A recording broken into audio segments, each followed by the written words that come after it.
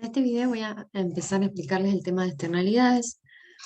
Lo que vamos a ver es, bueno, por qué las externalidades constituyen un problema económico, en qué consisten las externalidades, en el consumo, en la producción, cuál es la ineficiencia que generan, cuáles son las diferentes formas que existen para mejorar la asignación de los recursos, y después dos temas que suelen ser muy nombrados cuando uno estudia el tema de externalidades, que son el teorema de Coase y la tragedia de los comunes. ¿Sí? Entonces, primero vamos a empezar por definir qué es una externalidad. Y una externalidad se produce cuando determinadas personas, determinados agentes económicos realizan acciones, ¿sí? Eh, y esas acciones tienen efectos en terceros, ¿sí? Es decir, en otras personas, efectos, o sea, afectan el consumo o la producción de otras personas, y ese efecto, ¿sí? No queda reflejado en las transacciones del mercado, ¿sí? Eh, entonces, podemos clasificar a esas externalidades en externalidades en el consumo y externalidades en la producción. Entonces, por ejemplo, si hablamos de externalidades en el consumo, eh, veríamos que esa externalidad afecta la utilidad del consumidor, ¿sí? La puede afectar de forma positiva o de forma negativa, ¿sí? Es decir, por ejemplo, si consideramos la función de utilidad de determinada persona, Santiago en este caso, su utilidad dependería del consumo de cada uno de los bienes, X1, X2, Xn, ¿sí? Pero también su utilidad se vería afectada de forma directa, en este caso, por la utilidad de otra persona que sería Juan, ¿sí? Entonces, por ejemplo, yo tendría una externalidad positiva si a mí me preocupa mi familia y mi familia por alguna razón mejora su nivel de utilidad, entonces mi utilidad se vería afectada de forma positiva, ¿sí? Y ese efecto de la utilidad de mi familia en mi función de utilidad no queda reflejada en las transacciones del mercado, ¿sí? Es algo que está por fuera del mercado. Pero ese hecho que afectó a mi familia y que repercutió de forma positiva en mi utilidad constituye una externalidad. Entonces, porque es algo que está fuera de mi control, pero afecta mi nivel de bienestar, ¿sí? Afuera de mi control y no queda reflejado en las transacciones del mercado. Entonces, esa sería una externalidad positiva, ¿sí? O podríamos pensar en una externalidad en el consumo negativa, como podría ser, bueno, yo obtengo utilidad a partir de disfrutar de estar en mi patio, en el patio de mi casa, pero la mascota de mi vecino, que es un gato, viene a mi patio y hace sus residuos en mi patio, y por lo tanto eso es una externalidad negativa para mí, ¿sí? Porque el consumo de mi vecino de tener una mascota, si el hecho de que él obtenga utilidad a partir de tener una mascota, hace que esa mascota realice actos que a mí me generan una externalidad negativa y afectan negativamente mi utilidad, ¿sí? Y eso queda fuera de las transacciones del mercado, ¿no? Bueno, y uno podría pensar también en externalidades en la producción, ¿sí? Estas externalidades son acciones que realiza una empresa o algún consumidor y que influyen en las posibilidades de producción de otra empresa, ¿sí? Y donde esas acciones que realiza el consumidor o la empresa no están reflejadas en las transacciones del mercado, ¿sí? Y afectan entonces a la decisión de la otra empresa. Entonces, por ejemplo, esto lo podremos representar de esta forma. Supónganse que una empresa produce el bien y la producción de ese bien depende la podemos representar con esta función de producción, ¿no? Donde nos dice que la producción depende de la cantidad de factores que contrate, pero fíjense que la producción también depende de la externalidad que genera el consumidor o la empresa, el consumidor o otra empresa, digamos. Entonces, como vamos a ver a lo largo de estos videos, puede existir una empresa que genere determinada contaminación y esa contaminación afecte de forma negativa a la producción de otra empresa, ¿sí? O podemos pensar en alguna empresa que eh, genera por ejemplo, que se suele hablar mucho es de la producción de miel, ¿sí? O la apicultura y la producción de frutales que estén próximos. Entonces, la producción de miel cerca de la producción de frutales constituye una externalidad positiva porque las abejas hacen, a partir de la polinización y demás, hacen que aumente la productividad, digamos, o la producción de los frutales, y ese hecho es una cuestión que queda fuera de las transacciones del mercado, ¿no? Uno no puede eh, reflejar en el mercado ese beneficio positivo que obtiene la empresa que elabora las frutas, ¿sí? Bueno, y así uno puede pensar en muchos ejemplos. Entonces, en definitiva, las externalidades son acciones, ¿sí?, que realizan un consumidor o una empresa y que afecta a otros, y donde ese efecto no queda reflejado en las transacciones de mercado, donde ese efecto puede ser positivo o puede ser negativo, ¿sí? Entonces tenemos diferentes tipos. En el consumo o en la producción. En el consumo es cuando se afecta al consumo de una persona, en la producción es cuando se afecta a la producción de una empresa, y pueden ser a su vez positivas o negativas.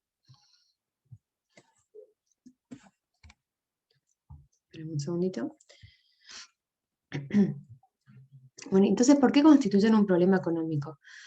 Porque vamos a ver que cuando existen externalidades, como son acciones, y esas acciones tienen efectos que no quedan reflejados en las transacciones del mercado, eso va a implicar que los precios del mercado no van a reflejar, los verdaderos costos o beneficios, ¿sí?, que implican esas acciones y el efecto que tienen las demás personas, ¿sí? Entonces los precios del mercado no van a reflejar los verdaderos costos que están asociados con esas acciones, y por lo tanto eso va a generar ineficiencias en la asignación de los recursos, ¿sí? Es decir, si se deja que cada persona busque su máximo bienestar, ¿sí?, es decir, que busque el óptimo individual, entonces la búsqueda de ese óptimo individual va a llevar a asignaciones de los recursos que son ineficientes en el sentido de Pareto.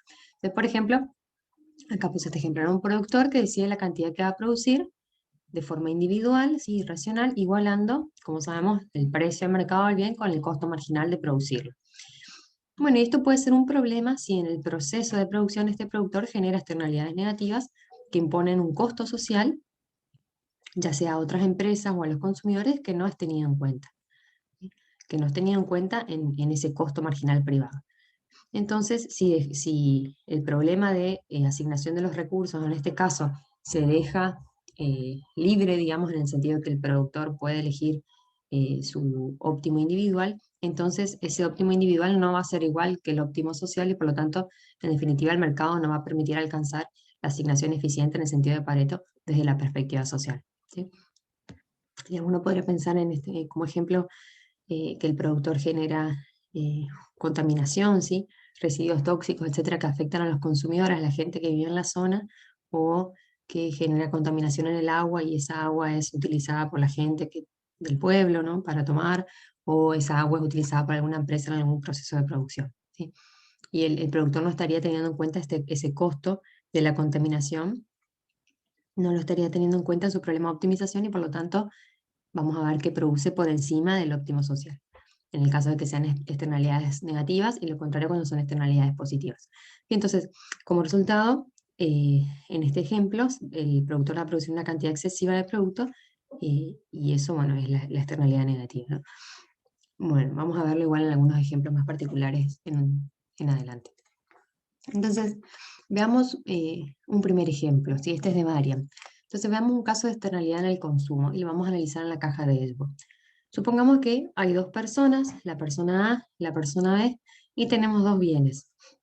Los bienes son el dinero, que lo medimos a lo ancho de la caja, y el humo o aire puro, que lo vemos en lo alto de la caja. Fíjense que la persona A, vamos a suponer que es una persona fumadora, entonces cuanto más humo hay en el ambiente, digamos, mejor para ella. Y suponemos que la persona B es no fumadora, o para ella el humo es un mal, y por lo tanto cuanto más aire puro, mejor, ¿sí? Entonces, la persona A va a estar mejor cuanto más lejos del origen esté su curva de indiferencia, o sea, cuanto más humo y cuanto más dinero posea, y la persona B también va a estar mejor cuanto más lejos del origen esté su curva de indiferencia, es decir, cuanto más dinero y cuanto más aire puro pueda respirar, ¿sí? Entonces vamos a suponer una situación en la cual ambas personas parten de una misma cantidad de dinero, ¿sí? Este puntito, partimos de, digamos, la mitad de lo ancho de la caja, es una asignación tal que cada uno recibe la mitad de dinero, ¿sí?, del dinero disponible en esa economía. Entonces, bueno, podemos analizar qué sucede, cuáles son los posibles equilibrios, ¿no? Entonces, fíjense que en este caso, eh, el equilibrio va a depender de la dotación inicial de humo o de aire puro que se tenga en la economía. Entonces, podemos suponer en principio, analicemos primero este punto E. Este punto E es un punto para el cual la persona B tiene derecho legal a respirar aire puro, ¿sí? ¿Por qué? Digamos, porque estamos parados en la mitad de dinero para cada uno y la cantidad de humo es nula, ¿sí? O el aire, el ambiente tiene que ser todo aire puro, digamos. Y eso podemos pensar a esa asignación de recursos como todo el aire disponible con puro, digamos, o con humo, como diferentes asignaciones de los derechos de propiedad, ¿sí? Derecho a respirar, derecho total a respirar aire puro o derecho total a fumar, digamos. Tenemos los dos casos extremos. Entonces, en el punto E sería un punto en el cual la persona B, que no es fumadora, tiene el derecho a respirar el aire puro. Entonces, si partimos en un punto como E, ¿sí? Y dadas las preferencias que están graficadas en esta caja de Edgeworth, ¿qué pasaría si estas dos personas pueden intercambiar? ¿Sí? Entonces, si ambas tienen la misma cantidad de dinero y la persona B tiene el derecho a respirar aire puro como un derecho de propiedad, y si tienen la posibilidad de intercambiar, ¿sí? Es decir, si la persona B le puede vender un poco de derecho a contaminar el aire, digamos, a la persona A, entonces ellos intercambiarían, ¿sí? Dinero por derecho a contaminar aire, digamos, hasta que se encuentre una asignación para la cual las tasas marginales de sustitución de las dos personas sean iguales, es decir, hasta alcanzar una asignación eficiente en el sentido de Pareto. En este caso sería esta, la que está graficada en el diagrama, ¿sí? Entonces fíjense que en este caso lo que hace la persona B es vender parte de sus derechos legales a respirar aire puro, y entonces gana, digamos, más en términos de dinero de lo que tenía en la dotación inicial, pero fíjense que pierde en términos de aire puro, es decir, ahora tiene que respirar un poco de aire con humo, ¿sí? Y otro caso sería, otra posible dotación sería esta E', ¿sí? Esta E' nos indica que las dos personas reciben la misma cantidad de dinero, pero que la persona A es la que tiene los derechos de propiedad y tiene derechos a fumar, ¿sí? Es decir, que todo el aire podría estar contaminado con el humo. Entonces, ¿qué pasaría si ellos pudieran intercambiar? Bueno, esta no sería una asignación eficiente porque fíjense que las curvas de indiferencia no son tangentes a esa asignación, entonces si ellos podrían intercambiar, lo que pasaría es que la persona A le vendería parte de sus derechos a la persona B y por lo tanto terminaríamos, por ejemplo, en esta asignación, ¿sí? Para la cual las dos curvas de indiferencia son tangentes. Entonces lo que ocurre aquí es que la persona A termina con más dinero que en la dotación inicial, que lo podemos ver un paso desde acá hasta acá, ¿sí? Pero, fíjense, terminaría con menos derecho a fumar, ¿sí? O a contaminar el aire, porque la cantidad de humo total que estaba acá en un principio, que era la máxima posible, ahora se reduce un poco, considerando esta asignación, ¿no? Entonces, lo que vemos es que si los derechos de propiedad están bien definidos, ¿sí? Dependiendo de cuál sea la asignación inicial, podríamos llegar a una situación o a la otra, pero igual las dos situaciones serían asignaciones eficientes en el sentido de Pareto, ¿sí? Y bueno, eso tiene diferentes implicancias en términos del bienestar que alcanza cada persona, ¿sí? Si la asignación, si el derecho de propiedad se le otorga a la persona que es fumadora, la fumadora va a ver, en este caso, perdón, acá era la asignación a la fumadora, ¿no? La fumadora va a alcanzar un equilibrio relativamente más alto, una asignación, perdón, relativamente que le reporta un bienestar mayor que si se le dan los derechos de propiedad a la persona que no es fumadora, que la persona terminaría en esta curva de indiferencia, ¿no? Y lo mismo para la persona B, ¿no? Si se le dan los derechos de propiedad a la fumadora, terminaría con esta curva de indiferencia, que es más baja que la que alcanzaría si se le dieran los derechos de propiedad a ella de respirar aire puro, ¿sí? Entonces, el nivel de bienestar que alcance cada persona va a depender de a quién se le asignen los derechos de propiedad, pero independientemente de eso, si se deja que intercambien esos derechos de propiedad, eh, y vamos a ver qué condiciones tienen que cumplirse más adelante en el teorema de Coase, pero bueno, en definitiva se pueden alcanzar asignaciones que son eficientes en el sentido de pacto, ¿sí? Bueno, ahora vamos a analizar entonces un ejemplito de externalidad en el consumo, digamos. Digamos, ¿a dónde vemos la externalidad acá? Si no existieran esto de los derechos de propiedad es como la intervención estatal definiendo quién de los sujetos tiene la propiedad sobre la externalidad que está generada, que es la cantidad de humo, ¿no? Si el Estado no interviniera, ¿qué es lo que pasaría? La persona A fumaría todo lo que quisiera y eso repercutiría negativamente en el bienestar de la persona B sin que la persona B pudiera alterar la cantidad de humo que fumaba, ¿sí? Entonces, eso llevaría a una ineficiencia, ¿sí? La persona fumaría más de lo que de lo que sería necesario para llegar a un óptimo de la perspectiva social. Ahora, cuando el Estado interviene definiendo derechos de propiedad, podemos llegar, como vimos, a asignaciones que son eficientes en el sentido de Pareto. Y esa ineficiencia la vamos a entender un poco más con este ejemplo de Nicholson. Y en este ejemplo, vamos a analizar la ineficiencia que se origina a partir de la externalidad, ¿no? Entonces, los supuestos que vamos a tomar acá es que existe solo un individuo en la economía, ese individuo posee dotaciones iniciales del bien X y del bien Y, que son X estrella e Y estrella. Existen dos bienes, ¿sí? X e Y, y esos dos bienes de esta economía pueden ser consumidos directamente o pueden ser utilizados como insumos intermedios en los procesos de producción, ¿sí? Y suponemos que la producción de X genera una externalidad negativa a la producción de Y.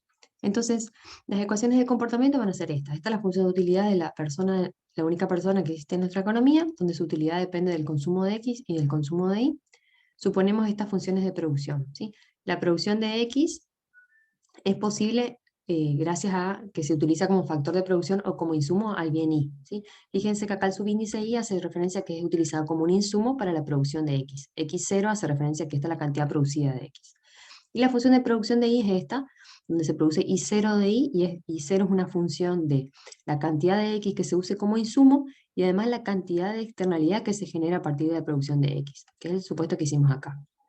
¿Sí? Entonces fíjense que cuanto mayor sea la cantidad de X que se utilice como insumo, mayor va a ser la producción de Y, pero cuanto mayor sea la externalidad que se genera en la producción de X, menor va a ser la producción de Y, que es lo que hace referencia estas G1 y G2, donde G1 sería la derivada de la función de producción de Y con respecto a la cantidad de insumos de X que se usan, y G2 sería la derivada de la función de producción de Y respecto a la cantidad de externalidades que se genera en la producción de X, ¿sí?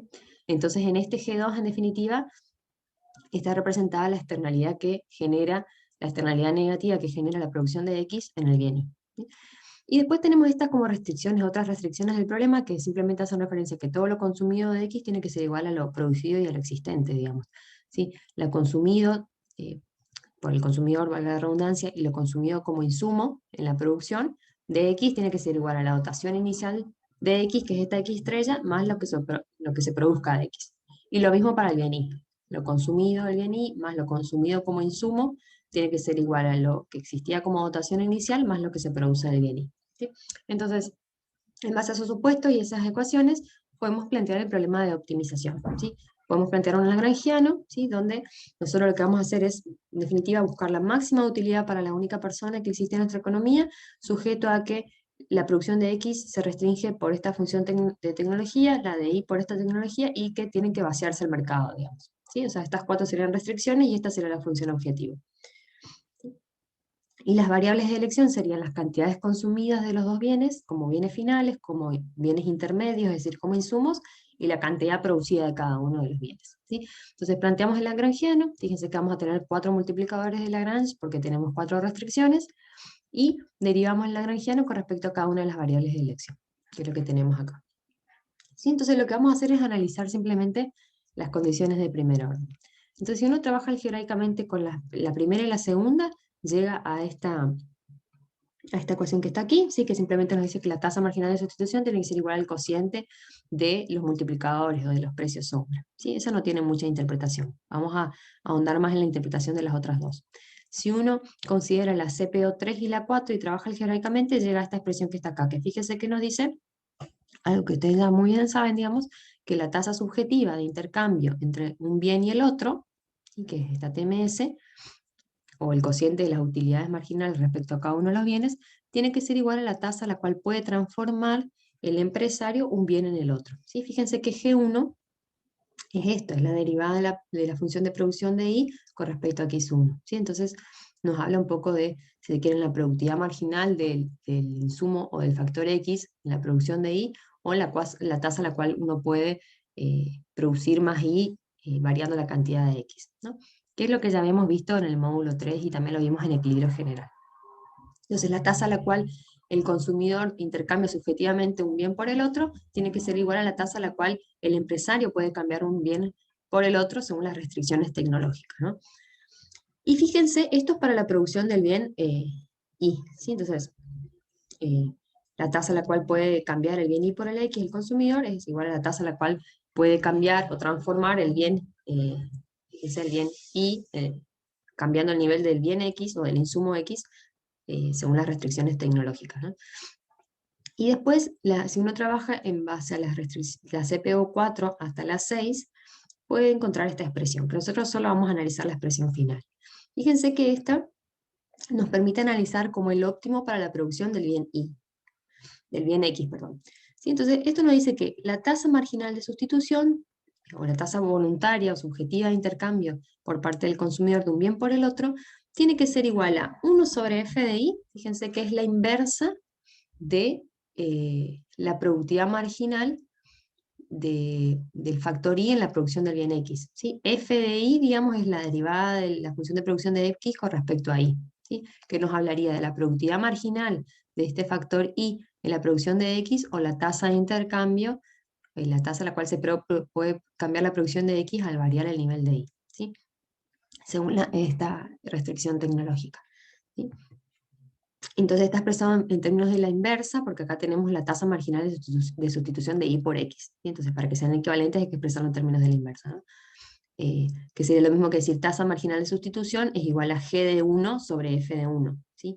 Bueno, y menos G de 2, donde fíjense que G de 2, G sub 2, es la derivada de la función de producción con respecto a la cantidad de externalidad que se genera, ¿sí? Entonces, en definitiva, esta última condición del óptimo social nos habla que la tasa subjetiva de intercambio de un bien por el otro del consumidor tiene que ser igual a la tasa a la cual puede cambiar el empresario un bien por el otro, menos, ¿sí? Donde fíjense que esto que decíamos que era como la inversa de la productividad del factor I en la producción de X, también uno puede, considerando todas lo que ustedes pueden recordar del óptimo del empresario al momento de mandar los factores, también eso es equivalente al costo marginal de contratar una unidad más del factor, ¿no? Entonces, eh, esta forma de la función de producción nos daría referencia a que el empresario, el que produce el bien X, tiene en cuenta dentro de su función de producción solo la cantidad de insumos que usa para producir X, pero no tiene en cuenta que él genera una externalidad negativa en la producción del bien Y, ¿sí? No lo tiene en cuenta. Entonces, para que sea un óptimo desde la perspectiva social, a esa productividad que obtiene el empresario a partir de la contratación de más factores Y, él tiene que restarle el costo que impone al sector Y, ¿sí? O a la industria I, por generar la externalidad negativa, ¿sí? ¿Qué es esto? Que es este menos G sub 2, ¿sí?